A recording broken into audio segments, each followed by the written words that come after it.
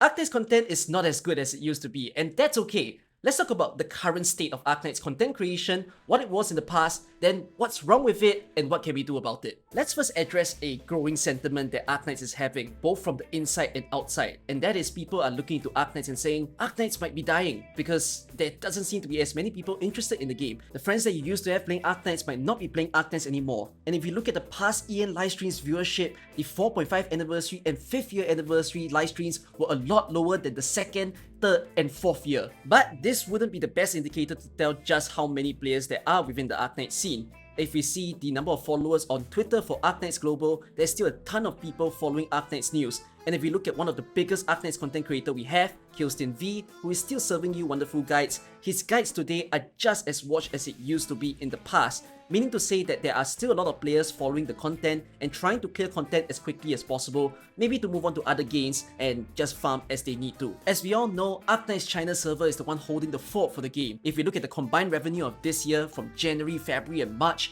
the revenue can still compete with the likes of Zenless and Watering. Of course, these statistics are just iOS and Android, not accounting for PC. So these games to the PC clients are obviously doing a lot better. But even so, being up there amongst the gacha games where all the other gacha games are below is already a significant position for Arknights. And having at least 10 million USD a month is not a small value at all. They still have other revenue streams like concerts, on-site events, merchandise, as well as collaborations, all leading up to them still being a very well-to-do company. So Arknights is not dead, at least Arknights CN is not dead. If we look at the revenue however for the global space, we've kind of maintained about the same amount, where month by month we're only earning about 1 million to 2 million USD. It still contributes to the overall revenue of the entire game, but in a sense it's a respectable amount for the number of players that we have. We definitely have less players in global as compared to the China space, but even so, this is a happy enough number that I think Yostar and Hyperglyph has been keeping. Of course, they would love if the number was a lot bigger,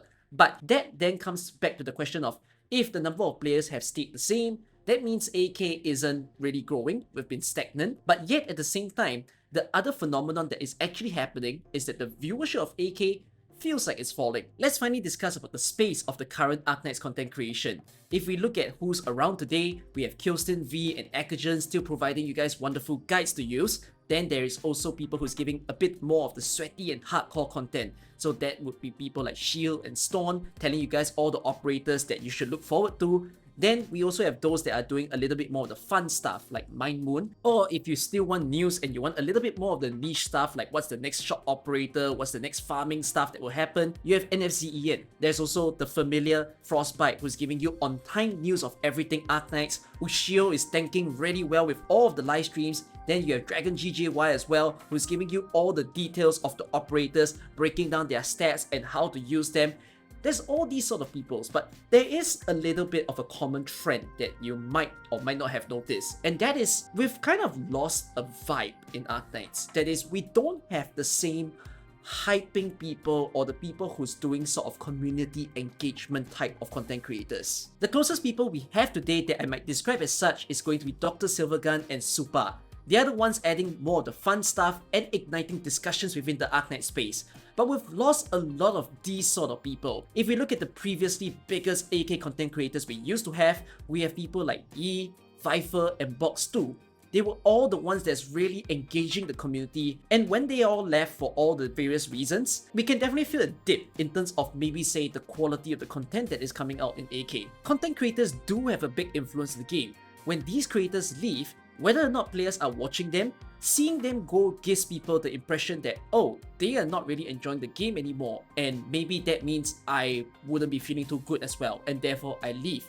So having a positive content creation environment is of great importance to a game's health. It is not of utmost importance, a game can still survive and go on without any content creators around. There are still a lot of closet players who don't exactly watch a single YouTuber or streamer. These are people who just plays Arknights because they love the game and they don't really interact with any of the online community. Maybe they're just playing by themselves or having just a few real life friends sharing the same game with them. But without these content creators being around, it can mean that a game won't be as prosperous as it could be. A vibrant YouTube and Twitch space can allow for more players to get interested, try out the game, and enjoy the game just as much as a lot of you are. But we are a long way from getting to that sort of situation. It could be that with Enfield, more creators come into the game, gets interested about Arknights and try Arknights as well. But with or without Enfield, I already do hope that the content creation space can start improving even from now. In truth, a game's popularity shouldn't be reliant on content creators. Content creators are a volatile resource. They can make whatever sort of content they want, whether positive or negative. They can come and they can go. There is basically difficulty in controlling what type of content comes out from a content creator. So games shouldn't be 100% buying into it. But it's not to say that they shouldn't work on it. If you see the likes of many games, they try to sponsor content creators to make stuff, even though that might not be the most genuine messaging that it gives to the players. But there are also games that do things like content creator programs. So Viewership does that, and Arknights does that as well, which we're gonna discuss about it in depth in just a little while. The biggest effort that a game should be doing is their marketing. The advertisements that they put forth, the events that they hold, the online and on-site stuff, all of the things that they put up must be tremendous. And we can discuss about the marketing tactics that Yostar is doing in another video. But for this one, let's discuss about the content creator program. Content creator program in Arknights has been around for a long time now. It's been more than 2 years running, and I need to put forth, I am a part of this program. But the disclaimer is that there are some things that were told as content creators to not tell to the public. I'm not very certain why this is supposed to be very sensitive, but basically the details of the program I'm not allowed to express clearly. But I'll briefly tell you what is basically seen in the websites that are available. So, content creators are told beforehand that by joining this program, they'll be able to get monthly rewards. These rewards are in the form of in-game rewards. As to what are the rewards or how much, I won't be able to say that to you guys. But with these materials, they will be able to better build their account. That means that their videos are supposedly going to be better since they're more up to date, they're keeping up with the best units in the content creation space in order to produce good content for everybody. There are other incentives from joining this program as well, like getting merchandise from Yostar especially, which is a very nice gift to receive from them, and also having a space to communicate with other content creators. Which, looking towards the past 2 years, I would say that among us content creators, there isn't that much activeness in terms of how much we discuss our ideas. Let me mention how I've personally used the content creator program, which my answer to it is, I've kind of never used it. So I am a part of this content creator program, but as soon as I heard that one of the biggest rewards that I'll get from it is in-game rewards, I basically just surfaced to Yostar that I kinda don't need these rewards because I'm playing on my own personal account, and with all of these rewards, it can mean that yes, I can super build some characters and obtain them better, but that's not really what I need. I kind of play like every other player does. I just loyally pay for the packs that I want if I do want them, and if not, I just use the resources that I've been farming so that I match with what an average player is doing. So in terms of tallying the rewards with the type of content that I choose to produce, having these don't matter to me. And instead, one of the things that I started surfacing to Yostar is whether or not these rewards could be given to other people. Like, could I have them and then be able to maybe do giveaways on my stream, which they then said that there isn't such a capability. That made me quite sad, and as a result, I kind of barely received anything from them in the past 2 years. I actually just went to check the date of this program, and no, it's not been 2 years of this program, it's been more than 3 years. So there's 3 years worth of in-game stuff that I refuse to collect by myself. By the way, I am a little bit of a special case. These in-game rewards could surely be helping some other content creators in terms of making their content. If it means that they can show you guys what a level 90 character can do, if it means that they can show you all the best units lined up in one screen, that's very good for all of these creators. So it is not to say that in-game rewards is a bad thing. I do see some benefit into it. And while of course giving maybe things like pure money would be better to a content creator, but you could also say that for these content creators, some of this pure money could be converted into in-game rewards in the first place. So it is already very expensive to give money straight up to a content creator. So I can fully understand a company saying that our next best alternative is to give you things from the game itself. By the way, all those sponsorships that you see big content creators do like C.VA or the VTubers, that wouldn't be in-game rewards. That is definitely pure money. So basically, the monetary stuff are giving to these bigger names in order to put the name of AK out, whereas all the loyal AK creators are not exactly receiving this sort of benefits. Again, I still think it's fine. If this is the way that they can manage, then let's go with it. But yes, that's the content creator program back then, where all you needed to do is to produce videos for Arknights. There wasn't that much of a requirement of your videos needing a certain number of views. All they wanted was you to produce as many videos as you can so that you keep the space going. Which Sounds like an okay plan, but as we can see, with the content creation space going down and people choosing to leave the space, clearly the program wasn't doing the best things. Back then, the requirement to join the content creation program was quite simple. All you needed to do was to have 2,000 followers on either YouTube or Twitch and have 5 videos uploaded on that channel. So it's not that astronomically big of a number. It is okay, but you still need a somewhat of a size within the space in order to be part of this program. As time goes on, you could see a little bit of the panic within YoStar, because in the last year or 2 years, we basically saw a big flurry of this video content creation contest, where basically their idea was to reward content creators. Don't have to be a part of the program. All you need to do is submit your video during this particular event, and if you're the most voted video, you'll get rewards. It's again a way to incentivize people to be making videos, but clearly you can tell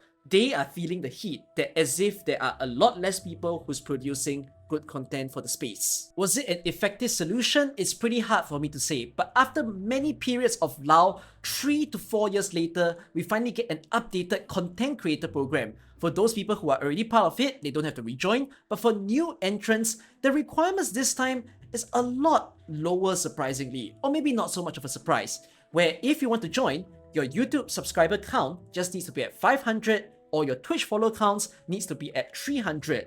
So much less than when the first content creator program happened. We can look into both the positives and the negatives. The positive is that, well, more people can join the program. It means that this space can finally grow a lot bigger than it is. But the negative could be that, are they in that desperate need of more content creators here, and that's why the requirements have gone down? We're really in a hurry to make this space so much better. I leave that judgment to you, but let's look at the current benefits of this content creator program. The thing seems to have remained the same, where you're still receiving rewards every month, you're receiving special merchandise, but there are some changes. First off, it seems that they will be more dedicated in terms of helping creators create their content, where they will be releasing things like media kits in order for content creators to use. It's a little bit of a surprise that it takes them 5 years later in order to give such things, but media kit can be great because it means that you receive high quality videos, you receive high quality images that you can use for the videos. So wonderful resource for a content creator to have. Then the other big change is that you have a chance to collaborate with the EN server. This one is a little bit vague. Even I'm not very certain what they mean. Do they mean that we get to participate in some of their online events that might happen? Does it mean that we could be maybe appearing into some of their official videos, their official live streams? Or if we have our own projects, are they more keen on taking it on? One of the things that was really lacking in the past is when some of the creators had dedicated projects, like for instance Viper. YoStar had a really hard time in terms of trying to support this program, whether in the form of sponsoring some prizes or giving some materials that could be used. If there is a difference right now, this can be great for a lot of the content creators who have projects that they wish to host, like in terms of holding content creator game shows or making some kind of fun little animation. If YoStar can provide all these sort of resources, it would be brilliant. One of my saddest, biggest memory back then as a content creator, and while Viper was still around, was when I went to Anime Expo. So at that point in time, we surfaced to YoStar that we would be visiting Anime Expo, and if there was a chance for us to maybe have a little segment, just because of the fact that we're there and we would love to meet people who have watched us before and be able to interact with you guys, it would have been a brilliant opportunity. And me as a Singaporean, it's not all the time that I get to travel to America. In fact, it was a very expensive trip to have gone there on my own, but YoStar couldn't arrange for such a thing to happen, and then we tried to host it ourselves. We still got to meet some of you, but that would have been one of the last few times that you got to meet Viper, because it was the last event that he ever attended before him being away as a content creator. If it means being invited to offline events where we can be a part of the program, we can join in the festivities and be publicized so that more people who don't know of these content creators, they'll be able to see them for the first time, go into their content and become a viewer for themselves, that would be the wonderful sort of way for YoStar to truly be supporting their content creators. But all of these has never happened in the past 5 years, which then makes it the question of whether they can start doing it from this year onwards. These are the sort of suggestions that I have when it comes to the things when they say they want to do more collaborations with the content creators. And as I've mentioned as well, I'm still not collecting any in-game rewards, but if I have the opportunity to host my own little mini events that can incentivize people to watch more of my videos, to watch more of my streams, where I can have a sort of resource pool of maybe say monthly cards, maybe some of the materials, some gift codes in order to give to my viewers. That would be so amazing for me as a content creator. Yosta would be hoping for more views generated from the content creators, because more views means more eyes onto the game and more players are likely to come into the game and stay in the game. That is not a different goal from the content creators as well. We also want more views because that means that we're performing better, and it can also mean earning a little more from content creation, whether as a hobby or a job. So if we are aligned within that goal, I do hope that Yosta can understand that in-game rewards might not be exactly the solution that content creators need. Some content creators could really use that, but for other content creators, the type of support that we need are more so in the form of things like publicity from them, the material support from them, and at the same time, being able to support us in the projects that we have. There are ways that we are all trying to keep people engaged in a video and a stream, and if Yosta can do that for us, that is truly the support system that we can be having. To those of you who are new and budding content creators, and to a lot of the long-staying ones as well, if you are watching this, I do have advice for all of us. We do need to be more innovative in the way that we choose to create our content. I've always found it a very strange complaint when people are saying that AK doesn't have a lot of content, it's very difficult to make videos for it, when in truth, the game content that we have over here is one of the most that we've seen in the gacha game space, and even comparing to some other games as well. When we have so many different game modes, so many different events and side things that happen, it is crazy to say that AK has a lack of content when Hyperglyph is always innovating what's the next thing to excite players. And yet at the same time, we don't have to reduce our videos to just operator guides, stage guides. There's a lot of different ways in order to make things engaging for the community. That is a challenge that I'm going to be facing now that I've chosen to be a full-time content creator myself. I've not been able to do that in the past 2 years due to the lack of time as a university student, but now that I'm out of it and I've graduated, I am willing to take on this sort of obstacle that I want to see what's the best way of keeping everybody on their toes whensoever waiting for the next stream or video. And I hope that you guys can have that same sort of spur as well, to realize that we can actually do so much more within the AK space, and if you're feeling alone as well, we can always work together to think what is the next big idea that we can come forth with. So that is the sort of advice that I'm giving with this video. I do hope that you guys have enjoyed this discussion, and let me know what you feel within the comments. What do you think content creators should be doing? What do you think Yosta should be doing? And we might also spend another video to talk about what are the marketing tactics that Yosta can do aside from the content creator program. Anyways, that's all that I have to say. I see you guys in the next one. Bye bye.